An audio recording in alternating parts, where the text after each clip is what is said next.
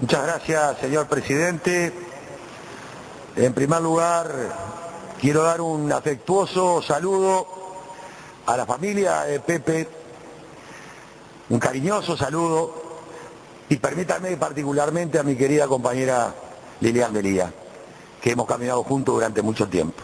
Ustedes se podrán imaginar que para nuestra bancada era imposible no hacer uso de la palabra en el homenaje ni más ni menos del compañero Pepe Delía.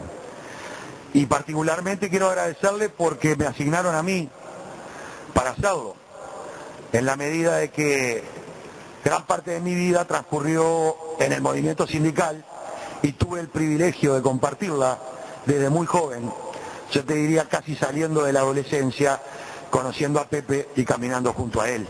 Por lo tanto no podíamos estar ausentes ni por razones políticas, ni por razones personales y de afectos a la vida en el homenaje que le estamos brindando a Pepe Delía. Y decía que va a ser medio bravo no caer en lugares comunes o en algunos aspectos que ya se han mencionado con mucha rigurosidad y mucho énfasis. Yo en todo caso lo que tenía preparado para hablar lo voy a ir cortando y a salpicar.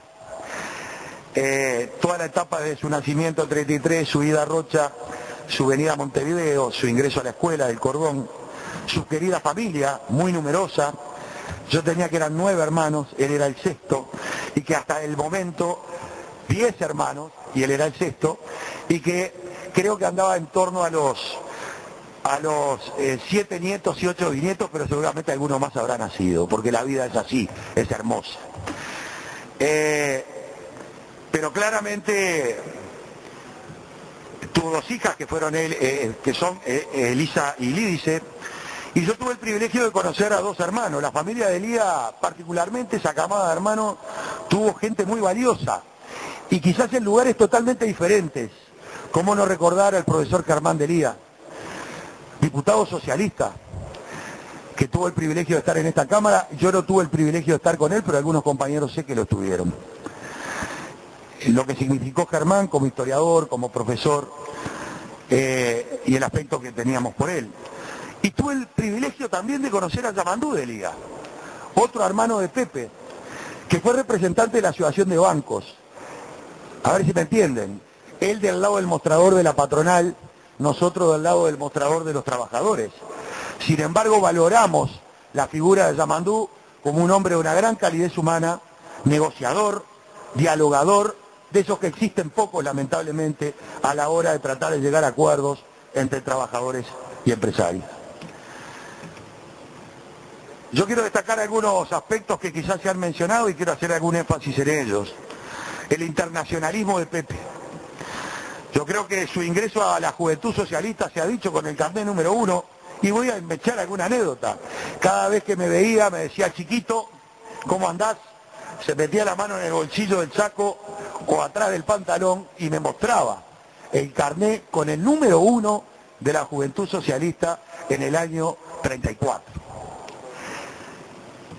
Siempre se dijo socialista, aunque orgánicamente se retiró del partido por discusiones muy fecundas que se dieron en momentos históricos de la humanidad muy importantes, en el año 49. Y siempre tuvo una excelente relación con nuestra organización política y se decía socialista y me mostraba el carnet. Su internacionalismo, su sensibilidad por la lucha de los pueblos lo llevó a conformar la organización Jóvenes Amigos de la España Leal, resistiendo junto con la República Española al drama del franquismo. Y a su vez luego integró organizaciones solidarias con los aliados cuando el nazismo prevalecía en el mundo durante la Segunda Guerra Mundial.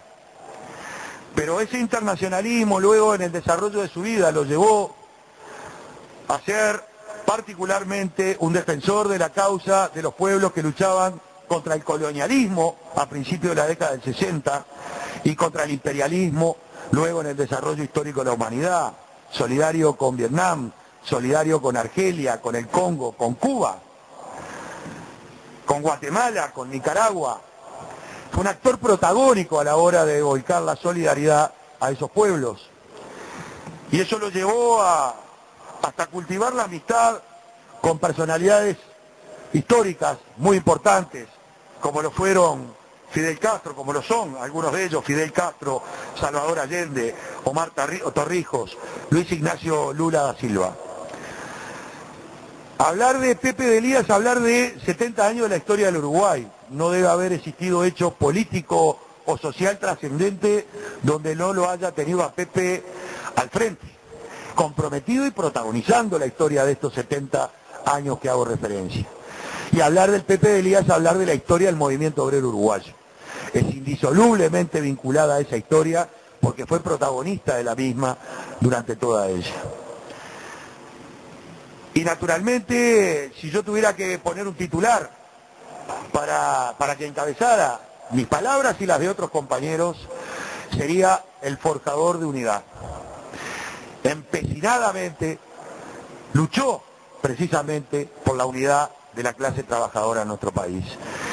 Que no fue fácil, que fue sinuosa, algunos hablaron de sectarismo, nadie está vacunado tampoco hoy de ello.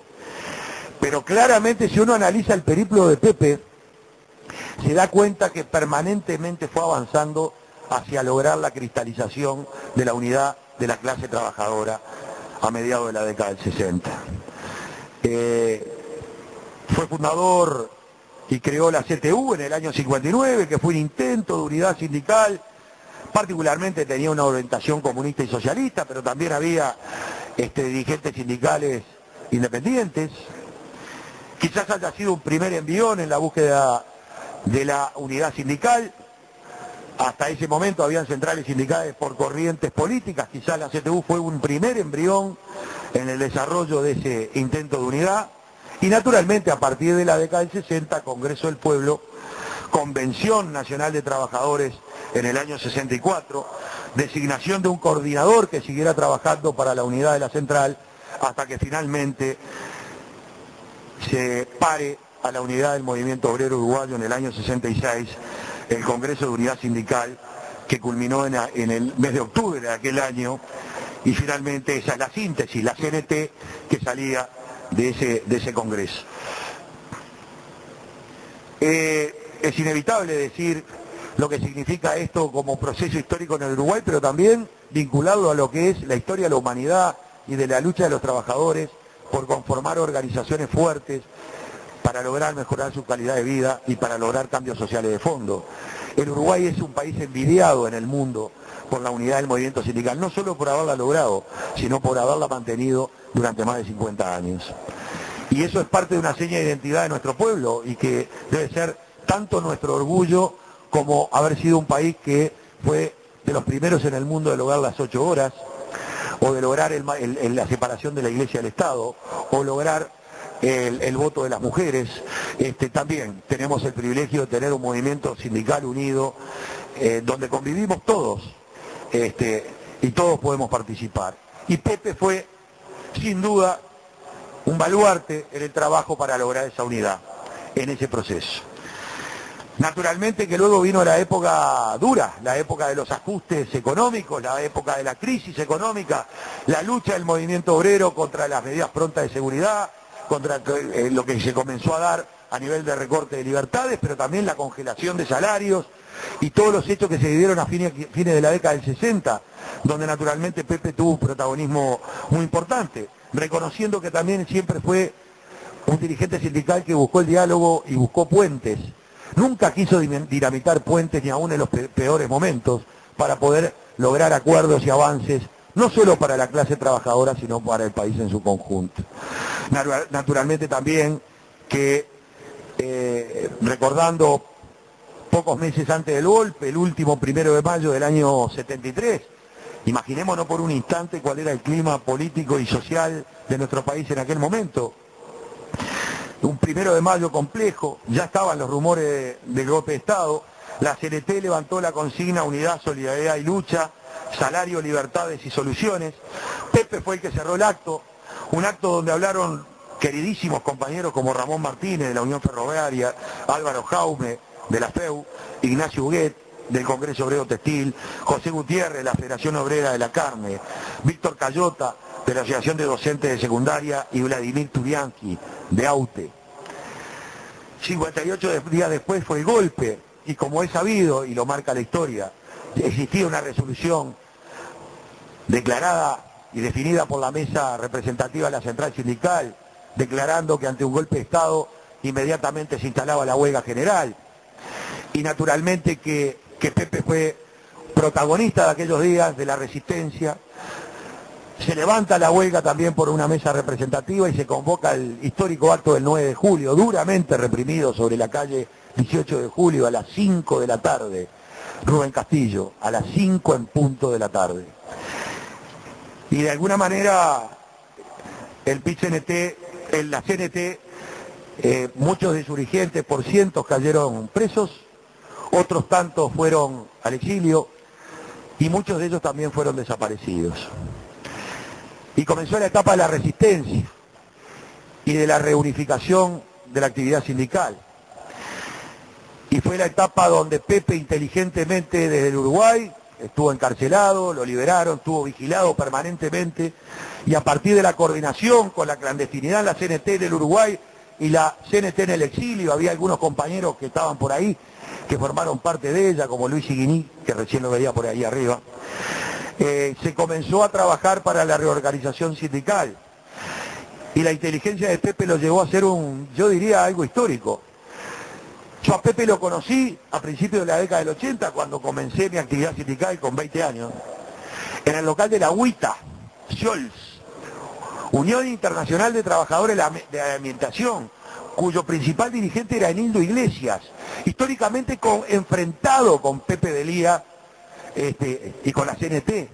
Y sin embargo, desde el local de la UITA se hicieron cosas tan maravillosas como editar el semanario Convicción, donde escribían, entre otros, Roger Rodríguez, un periodista que nos da orgullo, Miguelito Flores, Ernesto de los Campos, el querido Ernesto de los Campos, Víctor Baillán, editorialistas, redactores de un semanario que pasó a ser una Biblia para aquellos rescoldillos de libertad que encontrábamos cuando teníamos que buscar publicaciones para leer.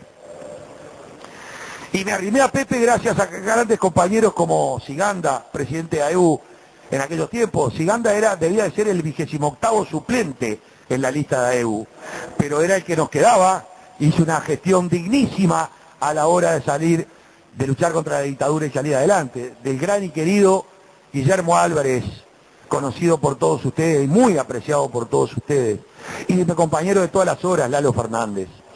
Y ahí junto con Pepe empezamos la discusión de la ley Volentini, muy discutida, porque ni más ni menos que hay que ubicarse en aquel contexto.